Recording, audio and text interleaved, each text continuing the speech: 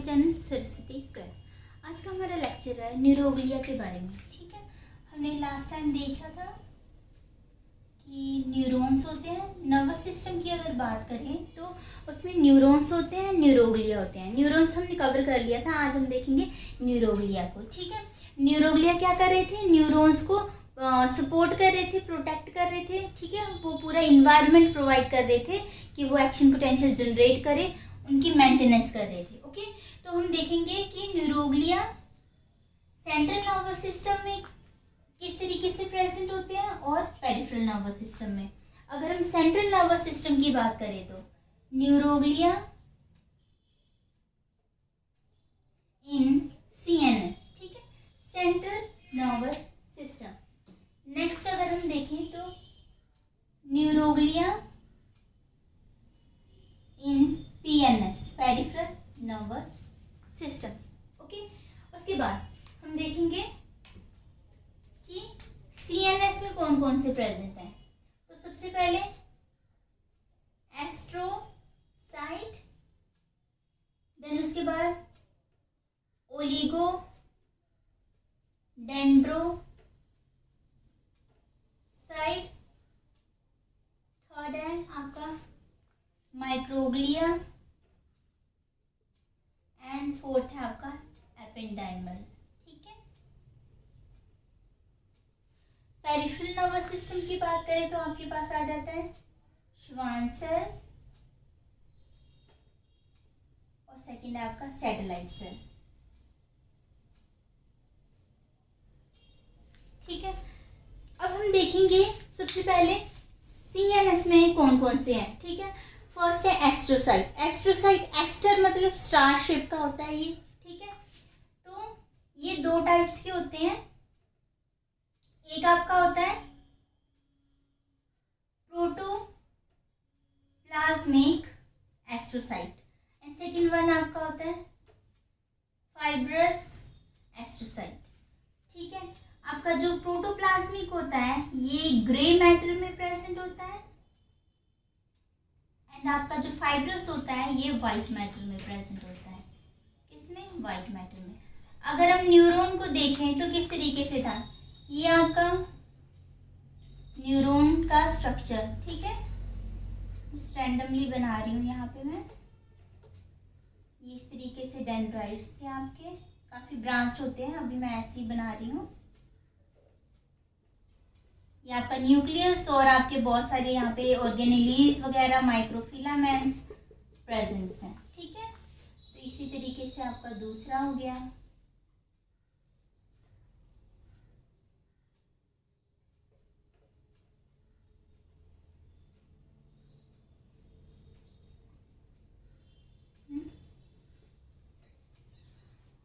अभी अगर हम बात करें प्रोटोप्लाज्मिक एस्ट्रोसाइट्स की, ठीक है, तो ये ग्रे मैटर में प्रेजेंट होता है। हमने देखा था कि ग्रे मैटर में ये सेल बॉडी जो होती है, ग्रे मैटर में ये प्रेजेंट होता है, व्हाइट मैटर में ये एक्सन पोर्शन प्रेजेंट होता है। ठीक है, और इसका कलर ग्रे और इसका व्हाइट क्यों है? क्योंकि सेल बॉडी में नीजल्स बॉडी प्रेजेंट होते हैं जिनका कलर ग्रेशियन कलर होता है। काफ़ी सारे नीजल बॉडीज प्रेजेंट होते हैं जिसके वजह से आपका जो ग्रे मैटर है ग्रेशियन कलर होता है, इस वजह से ग्रे कलर का आता है क्योंकि सेल बॉडी ये पोर्शन आपका ग्रे मैटर बना रही है। ठीक है, और नीजल बॉडी की वजह से ग्रे इन शेप है। व्हाइट मैटर, यहाँ पे नीजल बॉडी नहीं प्रेजेंट है तो ये सिंपली व्हाइट इन कलर आपका होता है और व्हाइट मैटर में आपका एक्सन पोर्शन आता है। तो इसी तरीके से प्रोटोप्लाज्मिक ग्रे मैटर में और फाइब्रस आपका व्हाइट मैटर में प्रेजेंट होता है। ओके, अगर हम इन्हें बनाएं तो प्रोटोप्लाज्मिक आपका यहाँ पे कुछ यहाँ पे सेल बॉडी के पास में प्रेजेंट होता है। ठीक है, ये इस तरीके से, सॉरी,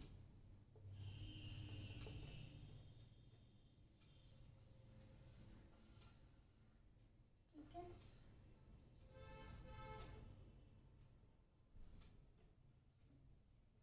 यहाँ पे ऐसे बना सकते हो कि इसकी जो ऐसे बहुत ज़्यादा ये ब्रांच होती है, ऐसे फैला हुआ होता है एस्ट्रोसाइट यहाँ पे। ठीक है, ऐसे प्रेजेंट होता है। बॉडी के पास प्रेजेंट होता है, ठीक है। इनमें माइक्रोफिलामेंट्स भी प्रेजेंट होता है। ये अगर आप पूरे न्यूरोग्लिया की बात करो तो जो एस्ट्रोसाइट है वो सबसे बड़ा न्यूरोग्लिया है, ठीक है। ये आपका सेल बॉडी के पास प्रेजेंट होता है, इसलिए आपकी ये जो ग्रे मैटर में इसमें इसका कॉन्ट्रीब्यूशन होता है। नेक्स्ट है वाइट मैटर, तो ये आपका कहाँ पे प्रेजेंट होगा, एक्सन के पास में, ऐसे यहाँ पे,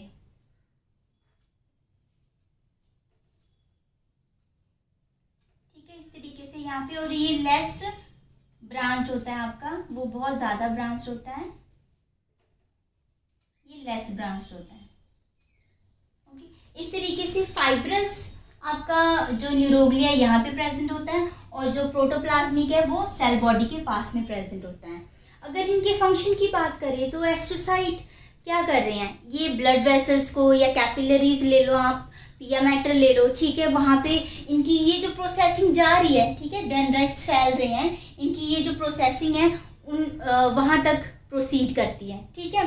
यहाँ पे बहुत सारे न्यूरॉन्स है और उनके आसपास में बहुत सारे न्यूरोग्लिया हैं। तो अगर हम पिया मैटर की बात करें, ये कहाँ पे प्रेजेंट होते हैं, मतलब इनकी प्रोसेसिंग कहाँ तक होती है, प्रोसेसिंग टू न्यूरॉन्स के पास में तो होगी ही, तो कैपिलरीज ले लो, ब्लड वेसल्स ले लो आप, पिया मैटर ले लो, ठीक है। पिया मैटर आपका क्या है, ब्रेन की अगर लेयर की बात करें, मेनिंजेस की बात करें, तो इनर मोस्ट लेयर पिया मैटर है, ठीक है, इस तरीके से होता है ना।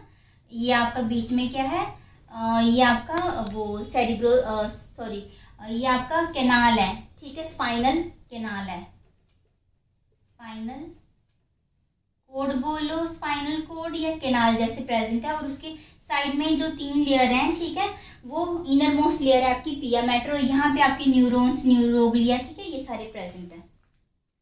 तो ये क्या कर रहा है एस्ट्रोसाइट, ये जो ब्लड कैपिलरीज ब्रेन की तरफ आ रही हैं उन्हें, ठीक है, अच्छे से रैप कर देती हैं, ओके। हमें पता है कि जो CNS होता है बहुत ही ज़्यादा डेलिकेट होता है, उसकी प्रोटेक्शन भी उतनी ज़्यादा ज़रूरी है, क्योंकि अगर ब्रेन के न्यूरॉन्स में, एक्सन्स में कोई एक बार डैमेज हो जाए तो वो हील नहीं हो सकता, दैट इज़ सो डिफ़िकल्ट। क्यों ऐसा है वो हम बाद में देखेंगे, ठीक है। तो ये एस्ट्रोसाइट्स क्या कर रहे हैं, अपनी प्रोसेसिंग को ब्लड कैपिलरीज की तरफ भी लेकर जा रहे हैं, तो उन्हें रैप कर देते हैं। उन्हें रैप कर दिया मतलब इन्होंने न्यूरॉन्स को आइसोलेट कर दिया है उससे, क्योंकि ब्लड कैपिलरीज या ब्लड वेसल्स में क्या बहुत सारा ब्लड आपका प्रेजेंट होता है, और ब्लड में जहाँ न्यूट्रिएंट ऑक्सीजन प्रेजेंट है वहाँ पे टॉक्सिन भी प्रेजेंट हो सकता है, फॉरेन इन्वेडर्स भी प्रेजेंट हो सकते हैं, तो इसलिए हमें ब्रेन को बचा के रखना है, ठीक है, ताकि डैमेज ना हो जाए। तो एस्ट्रोसाइट ब्लड वेसल्स और कैपिलरीज इनको रैप कर देते हैं, और उसके बाद इस तरीके से न्यूरॉन्स को अलग से प्रोटेक्ट करके रखते हैं, ठीक है।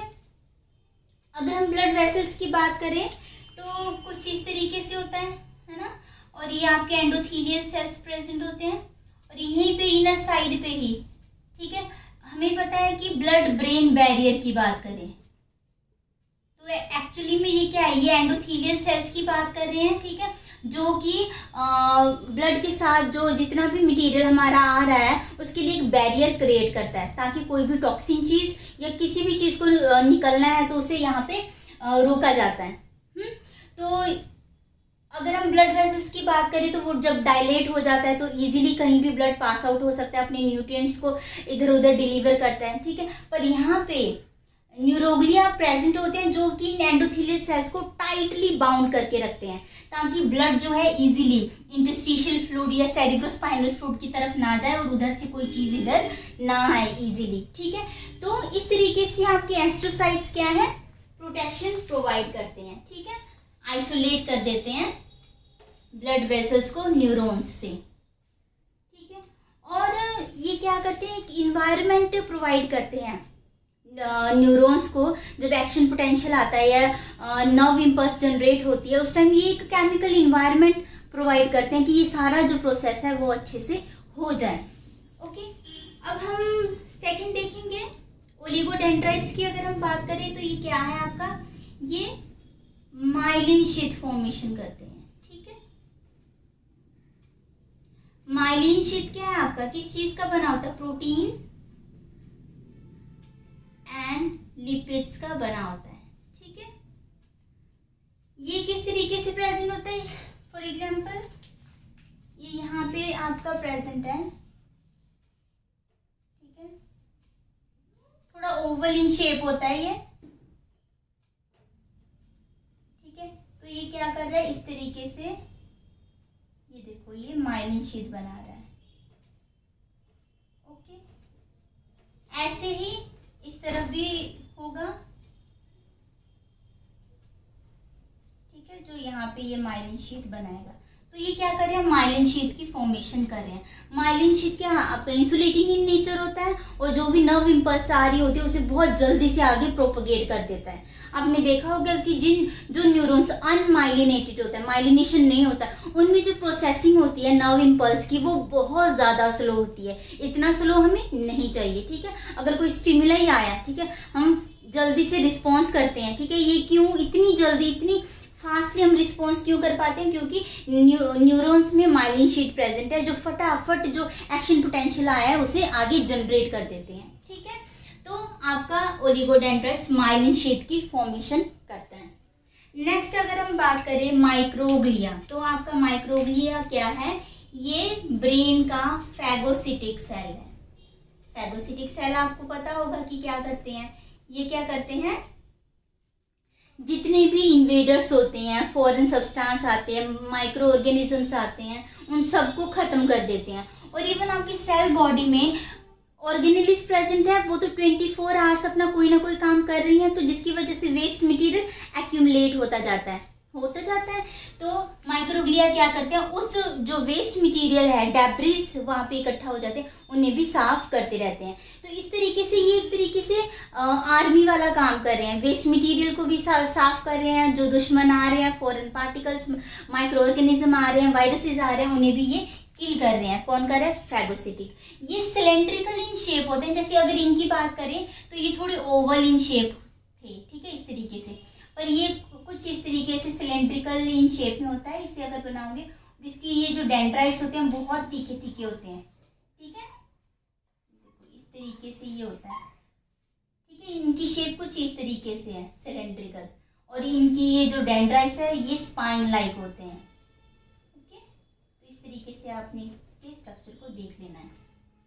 अगर हम इसके बाद बात करें एपेंडाइमल सेल, ठीक है, एपेंडाइमल कैसे प्रेजेंट होते हैं, इस तरीके से प्रेजेंट होते हैं,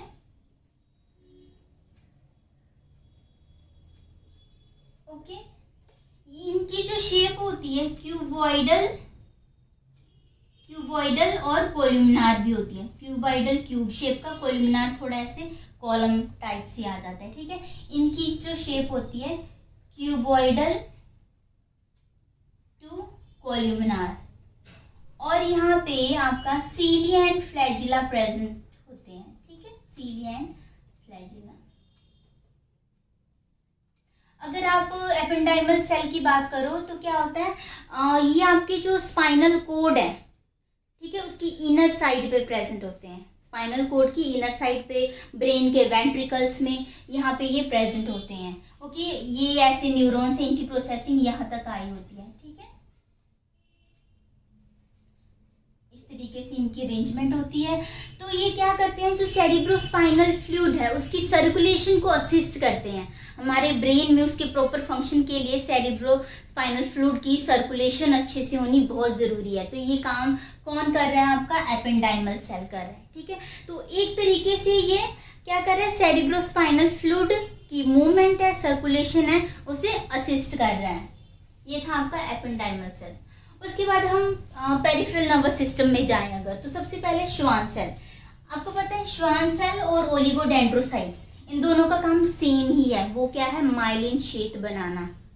ये क्या था हमारा अगर इस चीज को देखें तो ये क्या था, माइलिन शीट था हमारा।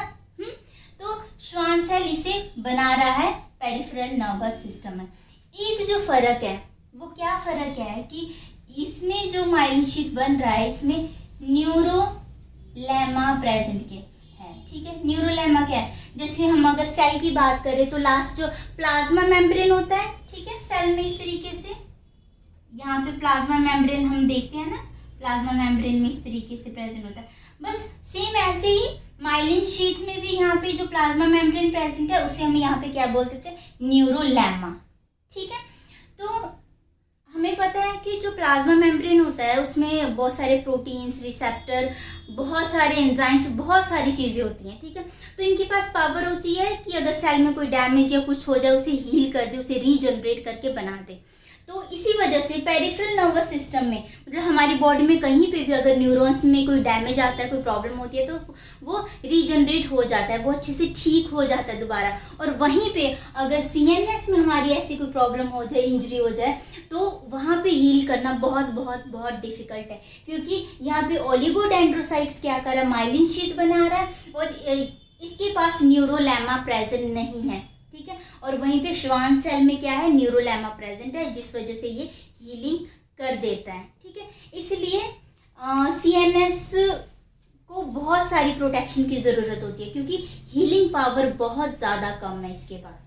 ठीक है, उसके बाद सैटेलाइट सेल की बात करें। सैटेलाइट क्या है, जैसे प्लैनेट्स में देखते हो, ठीक है, ऊपर सैटेलाइट घूम रहे होते हैं देखने के लिए कि बाहर से कोई चीज़ अंदर तो नहीं आ रही है, या अंदर कोई चीज़, कोई खतरा तो नहीं है, डेंजर तो नहीं है। तो ये क्या कर रहा है, देख रहा है कि बाहर से अंदर, अंदर से बाहर कोई खतरा आ जा तो नहीं रहा, एक तरीके से मूवमेंट को ही देख रहा है। तो यहाँ पे भी ये सैटेलाइट सेल क्या कर रहा है, देख रहा है कि कोई इंटरस्टिशियल फ्लूइड में सेल बॉडी से कोई चीज़ जा रही है या फिर बाहर से अंदर कोई चीज़ आ रही है, उस चीज़ को पूरी निगरानी के साथ देखता है कि कोई गड़बड़ ना हो जाए। ठीक है, तो ये क्या कर रहा है, इंटरस्टिशियल फ्लूइड से आगे अंदर सेल बॉडी में जो भी चीज़ें इधर उधर जा रही हैं उन चीज़ों को मॉनिटर करता है, और उसके साथ साथ ये स्ट्रक्चरल सपोर्ट भी प्रोवाइड करके रखता है न्यूरॉन्स को। ठीक है, तो ऑलमोस्ट सारे न्यूरोग्लिया आपका स्ट्रक्चरल सपोर्ट तो मेंटेन कर ही रहे हैं। ठीक है, तो ये था आपका पूरा न्यूरोग्लिया के बारे में। इन छोटी छोटी चीज़ को अच्छे से समझना, ठीक है, आपको एग्जाम में काम आएगा। ओके, अगर आपको कोई प्रॉब्लम हो, कोई इशू हो, कोई चीज़ इसमें कंफ्यूजन अभी भी लगे तो आप कमेंट बॉक्स में ज़रूर बताना, मैं आपकी सारी चीज़ों को सॉल्व करूँगी। स्टडी का मतलब होता है कि स्टडी के लिए कोई भी हार्ड एंड फास्ट रूल नहीं होता है। ठीक है, मतलब शुरू से पढ़ो, बेस से पढ़ो, एक एक सीढ़ी ऊपर चढ़ना है हमें, पर अच्छे से समझ के, स्किप नहीं करना है। ठीक है, छोटी छोटी चीज़ों को इग्नोर नहीं करना है। स्टडी में अगर कोई भी टॉपिक आ जाए, क्रैमिंग नहीं करनी है, समझ के। आफ्टर ऑल ये सब कुछ हमारी बॉडी का ही तो पार्ट है, तो हमें पूरा राइट है कि उसकी हर चीज़ों को अच्छी तरीके से समझें। ठीक है।